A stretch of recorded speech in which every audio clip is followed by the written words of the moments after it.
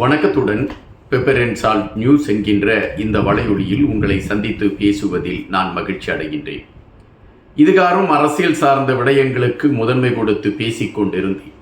ஆனால் இன்று விதிவிலக்காக ஒரு திரைப்படம் சார்ந்த கருத்துக்களை பதிவிடுவது சிறப்பு சேர்க்கும் என்று நான் நினைக்கின்றேன்.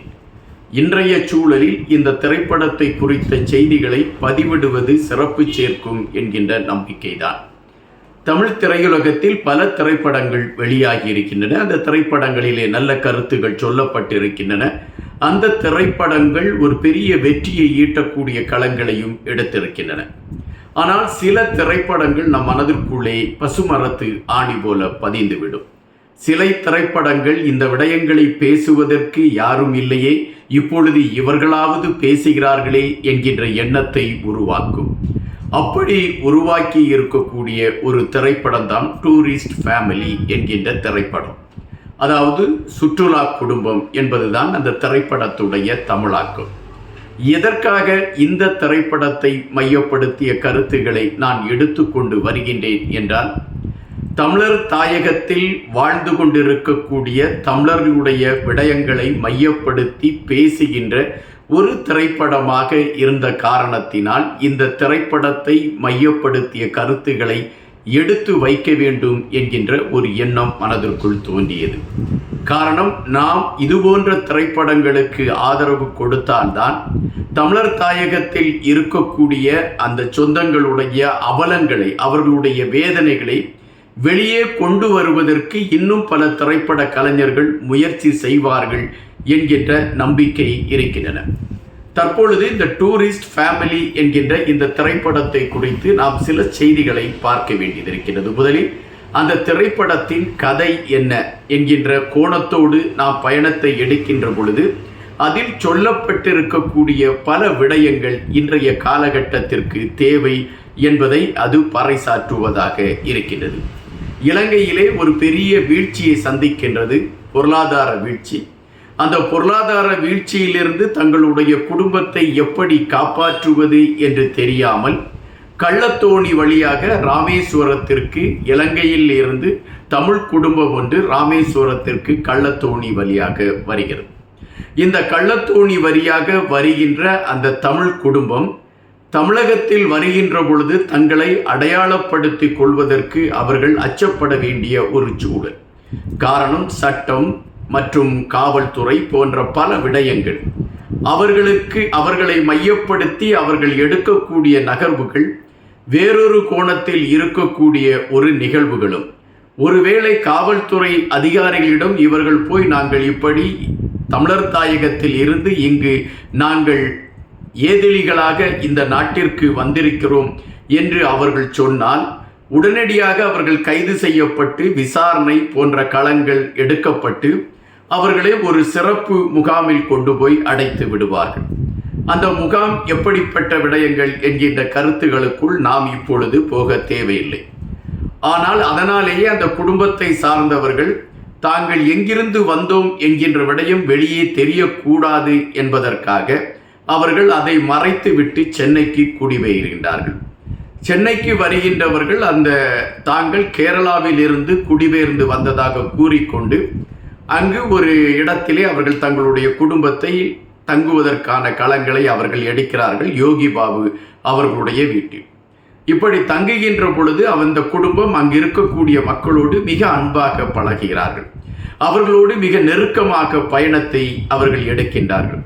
இத்தனை காலம் பொருளாதார வீழ்ச்சியில் சிக்கிக் கொண்டிருந்த ஒரு மண், அல்லது தங்களுடைய சுய முகத்தை காட்டாமல் சுய இன்பத்தங்களை, தங்களுடைய அதாவது மகிழ்வுகளை பகிர முடியாத ஒரு சூழலை உருவாக்கி வைத்திருந்த ஒரு மண்ணிலிருந்து அவர்கள் இங்கு வந்திருக்கக்கூடிய களத்தில் தங்களுடைய அன்பு, தாங்கள் இதுவரை மனதிற்குள் தேக்கி வைத்திருந்த உறவின் பாலங்கள், இவைகள் அனைத்தையுமே அவர்கள் அங்கு இருக்கக்கூடிய மக்களிடம் காட்டுகிறார்கள். எனவே அந்த மக்கள் மத்தியிலே இவர்களுக்கு ஒரு உயர்வான தளம் கிடைக்கின்றன.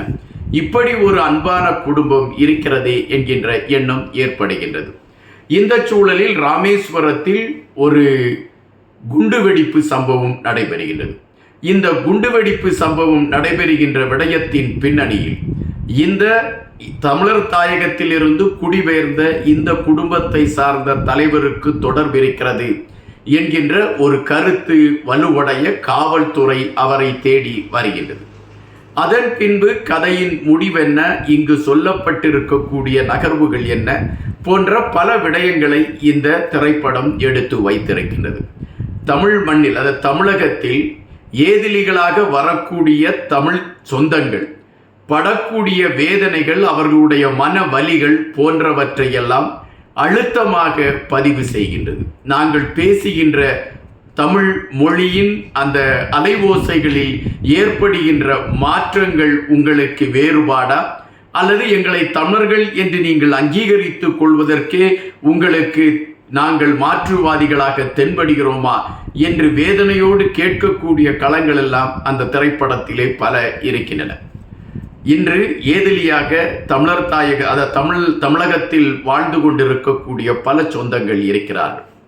இவர்களுக்கான ஒவ்வொரு நகர்வுகளை மையப்படுத்திய விடயங்களை குறித்து பேசுவதற்கு யாரும் இல்லை. பல அரசியல் கட்சிகள் தமிழர் தாயகத்தின் அரசியல் களங்களை குறித்து பேசுகின்றன. தனி நாட்டை உருவாக்குவதற்கு அவர்கள் வீரமிக்கவர்களாக இருக்கிறார்கள் என்று உசுப்பேத்தக்கூடிய வகையிலெல்லாம் பேசுகிறார்கள்.